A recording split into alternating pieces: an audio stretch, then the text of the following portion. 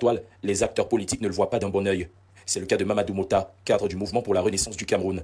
Dans une lettre ouverte adressée au Premier ministre chef du gouvernement Joseph Diangoûté, l'homme politique s'insurge contre ce qu'il qualifie de militarisation de la ville et parle d'un acte de provocation politique irresponsable. Pendant ce temps à Garoua, les principaux carrefours sont quadrillés par les forces de maintien de l'ordre. Ici, à Yelwa, comme dans beaucoup d'autres quartiers de la ville de Garoua, le calme règne, mais pour beaucoup qui s'expriment sous cap, c'est un calme précaire en attendant le jour fatidique de la publication des résultats du scrutin du 12 octobre dernier. Bonjour, au lieu de continuer à terroriser et à jeter le tort sur les autres, il faut que les gens du pouvoir apprennent pour une première fois à être matures, responsables et conséquents. Si ce pays plonge un jour dans une situation chaotique généralisée, les principaux auteurs ne seront que les gens qui veulent s'accrocher au pouvoir à tout prix et à tous les prix, quitte à liquider tous les Camerounais qui ne sont pas d'accord avec leur éternisation par la violence indiscriminée. Il est parfois important de savoir qu'il y a un temps où les victimes peuvent aussi dire stop. Depuis le début du processus électoral en cours, le pouvoir de Yaoundé ne brille que par la provocation, les menaces et la violence. On dirait que ce n'est que ça qu'ils savent faire. Même ceux qui sont un peu allés à l'école, même ceux qui ont un peu vécu dans des pays civilisés, leur seule façon de faire la politique, c'est la tricherie, le banditisme et la violence physique.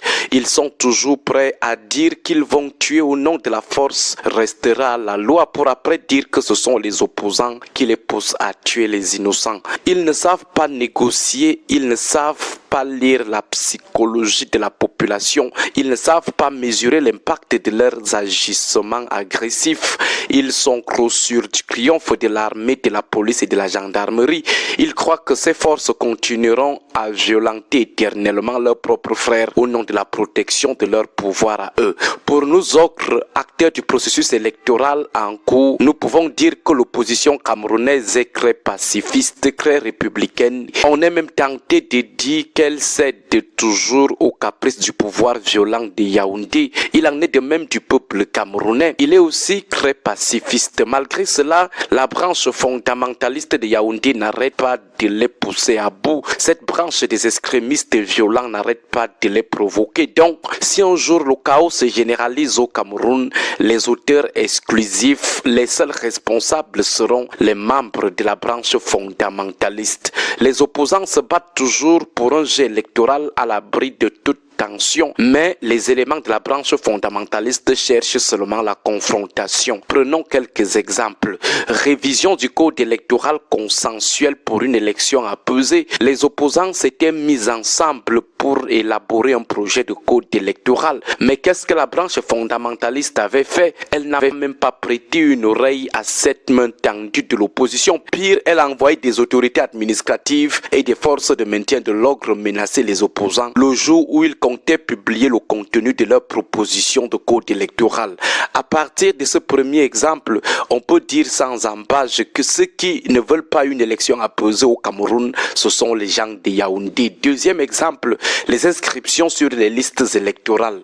Les opposants étaient régulièrement menacés sur le terrain de la sensibilisation des populations à s'inscrire. Même chose chez plusieurs agents de l'ECAM qui faisaient tout pour ne pas faire enrôler les Camerounais sous la conduite des opposants. Certains étaient prompts à aller inscrire dans les meetings du RDPC, mais refusaient catégoriquement l'aide des opposants. Ce même ELECAM, avec le Conseil constitutionnel, avait catégoriquement refusé de publier la liste électorale nationale, même en version numérique, parce qu'il voulait avoir un fichier frauduleux et bien manipuler les votes le moment venu.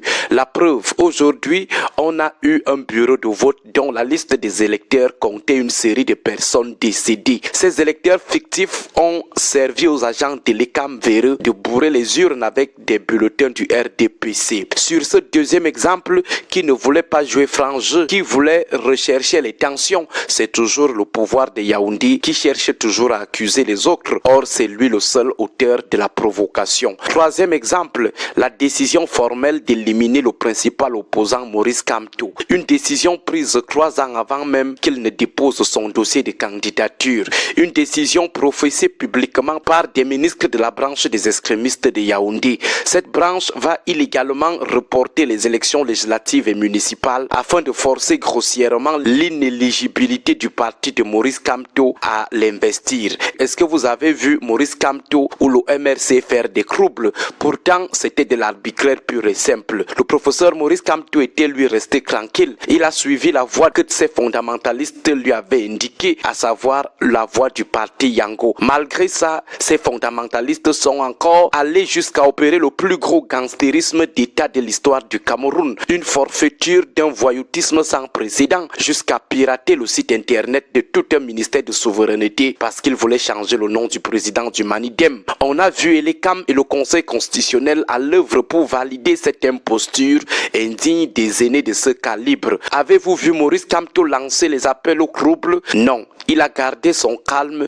le peuple a aussi gardé son calme. Maintenant que le peuple s'est rangé derrière un autre candidat, les fondamentalistes pensent encore qu'ils doivent continuer à persécuter les opposants et s'attendre à ce qu'on continue à digérer, à les observer prospérer dans le gangstérisme, le banditisme. Des vidéos montrent des agents et les camps manipulés par des élites en train de bourrer les urnes. D'autres sont en train de falsifier les procès-verbaux. Et puis, au lieu que les membres de la branche fondamentaliste se cachent, qu'ils aient honte, ils sortent sans gêne proférer plutôt les menaces, non sans accuser les autres. Ils ont même le courage de demander aux gens de faire confiance aux procès-verbaux falsifiés. Que certains de nos aînés au pouvoir apprennent à grandir dans la tête. On attrape les petits bandits, au lieu d'avoir honte, ils se mettent plutôt à accuser les autres.